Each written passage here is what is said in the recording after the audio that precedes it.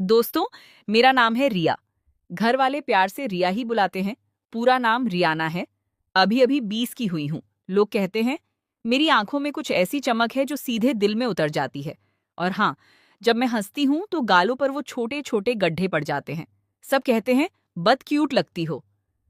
मैं ज्यादातर साड़ी या अनारकली पहनती हूँ घर पर बाहर जाते वक्त कुर्ती, जीन्स या लेगिंग्स टॉप। कपड़े ऐसे चिपके हुए कि मम्मी कहती हैं रिया थोड़ा ढीला कुछ पहन लिया कर। सब देख रहे हैं, मैं बस मुस्कुरा के टाल देती हूँ। हमारे मोहल्ले में मेरे मामा जी रहते हैं। मम्मी के बड़े भाई नाम है अजय मामा। उम्र करीब 44 की होगी पर फिटनेस इतनी कि 30 से 32 के लगते हैं। लंबे कद, चौड़ी छाती, दाढ़ी, ये है थोड़ी ट्रिम की हुई, और आंखें, अरे वह आंखें तो जैसे सब कुछ पढ़ लेती हैं। इस बार दिवाली की छुट्टियों में मैं अकेले गई थी गांव। पापाम को शहर में कुछ काम आ गया था। मामा जी ने फोन पर कहा था, रिया बेटा अकेले मत आना, मैं गाड़ी भेज दूंगा। मैंने मना कर दिया। बोली मामा जी अब मैं बड़ी हो गई हूँ, ट्रेन से आ जाऊंगी। वो हंसे और बोले बड़ी हो गई है? अच्छा फिर देखते हैं कितनी बड़ी हुई है। ट्रेन से उतरी तो मामा जी खुद स्टेशन पर थे, काले कुर्ते पजामे में, हाथ में चाबियां घुमाते हुए। मुझे देखते ही बोले, अरे वाह, हरिया शहर ने तो तुझे और भी खूबसूरत बना दिया। उनकी नजर मेरे चेहरे से नीचे सरकती हुई मेरी कमर तक रुकी। मैंने दुपट्टा ठीक किया और शर्मा के बोली, मामा जी चलिए ना, ठंड लग रही है। वो मुस्कुराए, हाँ चल, घर में गर्माहट है। घर पहुंची तो मामी नहीं थी, उनके गांव में किसी रिश्तेदार के यहाँ गई थी। सिर्फ मामा जी और मैं। घर पुराना है, बड़ा आंगन, पीछे नारियल का बाग। मामा जी बोले, रिया तू ऊपर वाले कमरे में सोना, मैं नीचे रह लूंगा। मैंने हाँ कहा। सामान रखा, नहाने चली गई। नहा के निकली तो सिर्फ सलवार कमीज पहनी थी, बाल गीले गीले। मामा जी चाय बना रहे थे। मुझे देखते ही चाय का कप हाथ से लगभग गिरते गिरते बचा। बोले, रिया तू तो गीले बालों में मतलब कुछ और ही लग रही है। मैं शर्मा के बोली, मामा जी आप भी ना रात को खाना साथ खाया। वो बार बार मेरी तरफ देख रहे थे। मैं कभी उनकी आंखों में देखती, कभी झुक जाती। खाना खत्म हुआ तो बोले, रिया तू ऊपर सो जा, मैं थोड़ा टीवी देख लूंगा। मैं ऊपर गई पर नींद नहीं आ रही थी। गर्मी थी और मन में कुछ अजीब सा उथल पुथल। आधी रात को प्यास लगी। नीचे आई तो हॉल में लाइट जली थी। मामा जी सोफे पर लेटे पा थे, सिर्फ बनियान और पजामा में। टीवी पर कोई पुरानी फिल्म चल रही थी। मैं पानी लेने रसोई जा रही थी कि नजर उन पर पड़ी। पजामा थोड़ा सरका हुआ था। मैं रुक गई, वो शायद सो रहे थे। चुपके से पानी पी के वापस जा रही थी कि मेरे पैर की थपकी हुई। मामा जी की आंख खुल गई, उठे और बोले, रिया नींद नहीं आई। मैंने कहा प्यास लगी थी। वो मुस्कुराए, अच्छा बैठ, अकेले अकेले ऊपर क्या कर रही है।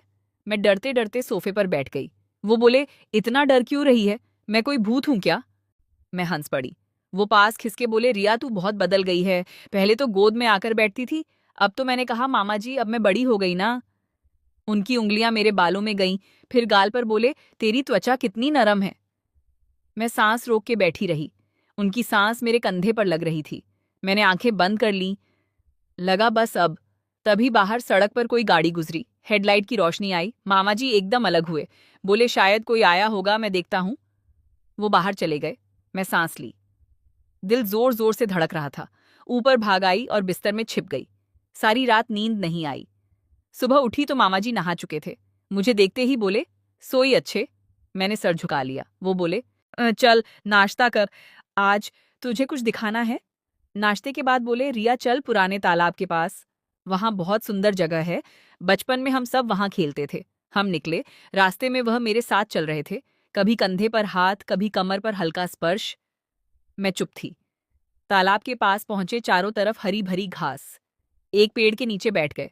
मामा जी बोले, रिया यहां आकर मुझे तेरी मम्मी की याद आती है, वह भी तेरी तरह ही थी। मैंने पूछा, सच में। वो बोले, हाँ, और तेरी तरह ही खूबसूरत। फिर चुप हो गए। शाम ढल रही थी।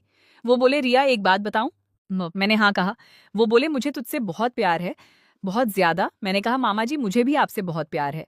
वो मेरी आंखों में देखने लगे, फिर धीरे से मेरा हाथ पकड़ा। मैंने नहीं छोड़ा। वो और करीब आए, उनकी सांस मेरे चेहरे पर। मैंने आंखें बंद कर ली। लगा अब सच में। तभी उनका फोन बजा। मामी का कॉल था। वो उठे, दूर जाकर बात की।